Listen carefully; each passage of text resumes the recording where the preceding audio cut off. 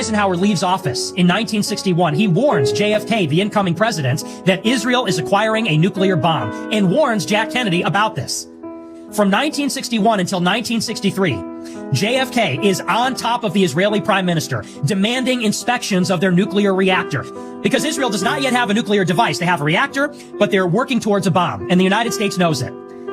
So JFK is coming to the Israeli prime minister and saying repeatedly, you need to open up the reactor to U.S. inspections. We need them twice a year. They need to be comprehensive. You need to let our scientists in. We need to see what you're doing. And Ben-Gurion, the prime minister, is giving them the runaround. He lets in inspectors, but they literally build fake walls to hide what they're doing. They build a fake facility and walk the inspectors through it, literally with drawn on and fake knobs and switches and everything. Finally, in the middle of 1963, in May and June of 1963, JFK sends a letter to Ben-Gurion and says, listen, I've had enough of your shit. And at this time, this is a tense situation.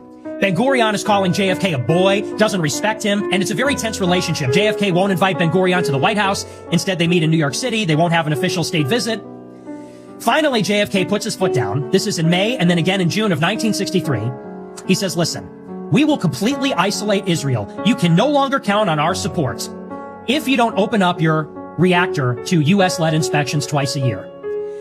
The Israeli government receives the letter. The next day, Ben-Gurion resigns, allegedly without reading it. Now, obviously, he read it and then resigned so that he could avoid answering the ultimatum. He was prime minister from 1948, when Israel was declared, until 1963. To the day that he died, never explained why he resigned. This is the founding father of Israel.